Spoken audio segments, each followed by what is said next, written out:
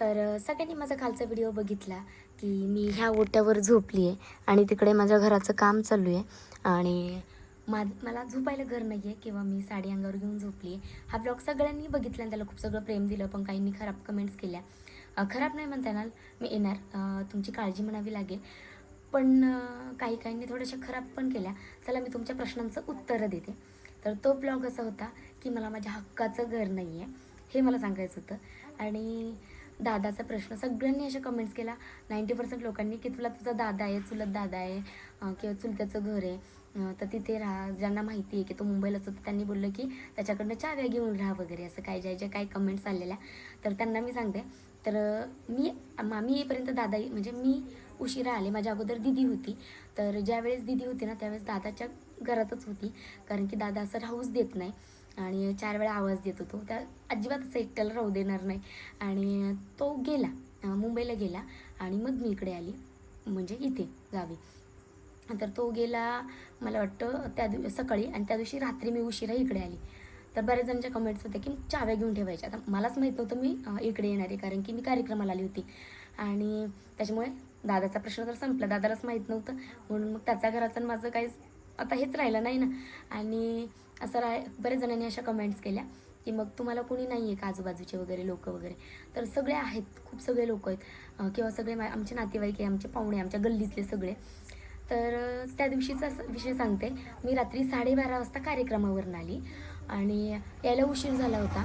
तर मी ज्या ओट्यावर झोपले, म्हणजे हा जो ओटा आहे ना, तर त्या ज्या म्हणजे ह्या ओट्याच्या ज्या मालकीने, तर त्यांनी सांगितलेलं पहिलंच की म्हणजे प्रतिमा दिदीला, माझ्या मोठ्या दिदीला, की किती पण उशीर होऊ दे, दरवाजा वाजव आणि झोपायली, कारण तिला घराला पाणी मारायचं होतं. 12:30 वाजले, तिला 12 वाजता चालू केलेलं, तर त्याच्यामुळे तिला 12:30 वाजले आणि मी त्याच टायमिंगमध्ये इथे आली.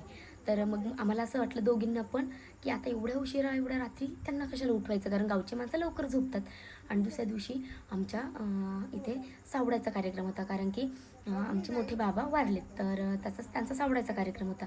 तर त्याच्यामुळे पूर्ण गल्ली पण शांत होती, सगळे लवकर झोपले होते, सकाळी लवकर उठायचं होतं, त्याच्यामुळे पूर्ण शांतता होती. मग कशाला उठवायचं ना, तर त्याच्यामुळे नाही उठवलं आणि आम्ही बाहेरच झोपलो. तर माझे आहो पण सोबत होते, दिदी पण होती आणि मी पण होते, आम्ही म्हणून सगळं झोपलो.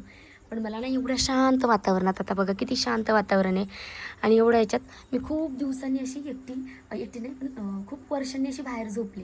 मला रात्रभर झोप आली नाही. तर डोक्यामध्ये सतत प्रश्न चालू होते की कधी घर पूर्ण होईल, घर झालेलं नाही आहे म्हणून बाहेर झोपावं लागतं आहे, किंवा घरासाठी सुट्ट्या काढून एवढ्या वर्षांनी इकडे आलो आहे आणि मग त्या घरासाठी बाहेर झोपावं लागतं वगैरे, असे काय काय प्रश्न चालू होते. आणि ह्या सगळ्या प्रश्न माझ्या डोक्यात फिरत होते आणि त्याच्यावर सहज मी व्हिडिओ बनवला. तर आणि अजून एक की तुम्हाला आजूबाजूचे बोलवत नाही का, किंवा तुमचे नातेवाईक तुम्हाला हे देत नाहीत का, बोलवत नाहीत का झोपायला वगैरे. तर बोलवतात. आमच्या जवळजवळ मी तुम्हाला सांगते, आता तिकडे आमचं काम चालू आहे, तिकडे आमचं घर आहे आणि हे बघा आता दिसणार नाही अंधारात, पण त्या घरापासून हे पूर्ण घरं आहेत ना, हे घर ह्या घरापर्यंत. तर सगळे म्हणत असतात की आमच्याकडे जेवायले, आमच्याकडे झोपायले, आमच्याकडे चहाला ये वगैरे. चहा तर आम्ही पित नाही, म्हणून मग आम्ही चहाला जात नाही. आणि जेवायचा प्रश्न की कसं आहे ना, मी बोलले ना, आमचे मोठे बाबा वारले. आता आपल्या प्रत्येकाच्या घरात दुःख, आता शेवटी सगळे नातेवाईक आहे, प्रत्येकाच्या घरात दुःख काय चाललं आहे आणि आपण कसं जेवायला जाणार. आणि आम्हाला लहानपणापासून ना सवयच नाही आहे की असलं तर असलं, नाही तर नाही असं.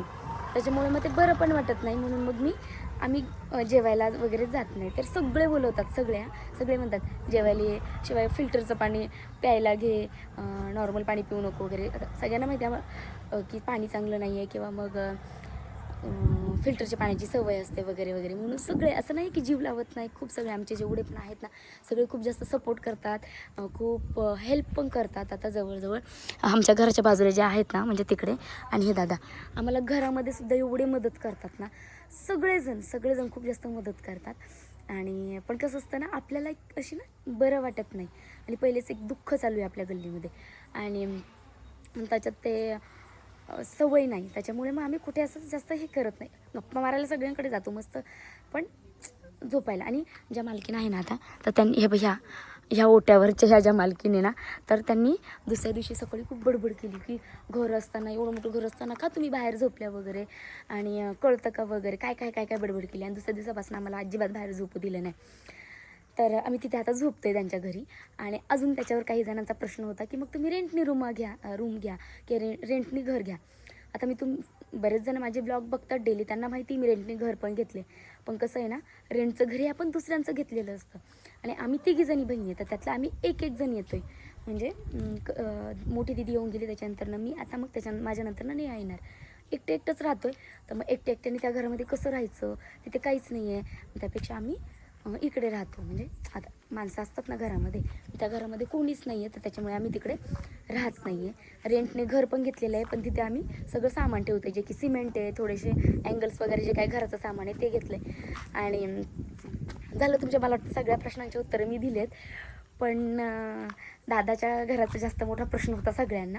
दादाच नाही आहे, पण दादा असल्यावर आम्हाला तो कधीच असं राहू देत नाही. सो त्याच्याबद्दल पण खराब कमेंट्स करू नका. तो नाहीच आहे डायरेक्ट, तो मुंबईला गेला आहे. हे बघा, पूर्ण घर लॉक आहे, ती एक लाईट चालू आहे फक्त, पण तो गेला आहे मुंबईला. आणि जोपर्यंत दिदी होती तोपर्यंत दादा पण होता, तर दिदी दादाकडेच होती. तर मी आल्यापासून दादा आला आणि दादा गेला आणि मी आले, त्याच्यामुळे आमच्या दोघांची गाठभेट पण नाही आणि राहण्याचा काही विषयच येत नाही. सो असं फक्त त्यातनं एक पॉईंट सांगायचं होतं की मला माझं हक्काचं घर नाही आहे आणि त्या घरासाठी मी एवढे कष्ट घेते. प्रश्न चालला होता सुखाचा दुःखाचा, आणि एवढ्या सगळ्या प्रश्नांमध्ये सहज. आणि कसं असतं ना, माझ्या म्हणजे मी ज्यावेळेस मोबाईल घेते ना, माझ्या डोक्यामध्ये खूप सगळे विचार असतात, जे काही रिअल असतात ते मी सांगत असते. म्हणजे अशा स्टोऱ्या बनवलेल्या नसतात. जे काही रिअल आहे, जे काही घडलं आहे ते मी सगळं सांगत असते. सो तुम्हीसुद्धा मनाला लावून घेऊ नका. मला माहिती तुम्हाला माझी काळजीच पडली होती म्हणून तुम्ही एवढ्या सगळ्या कमेंट्स केल्या, पण त्यामध्ये काही असतात ना 1-2% लोक जे की खराब कमेंट्स करतात, हे खास त्यांच्यासाठी होतं आणि काळजी करणाऱ्यांसाठी सुद्धा. तर माझी काळजी तुम्ही करताय, छान वाटतं. पण आहे मी छान, माझ्या गावी राहते आहे. आमचे सगळे जे नातेवाईक आहे ह्या टोकापासून त्या टोकापर्यंत सगळेजण खूप छान आहेत, माणसं सगळे हेल्प करतात. सो तुमची काळजी खूप आवडली, पण खराब कमेंट्स करू नका. लाईक शेअर सबस्क्राईब करा. Bye bye.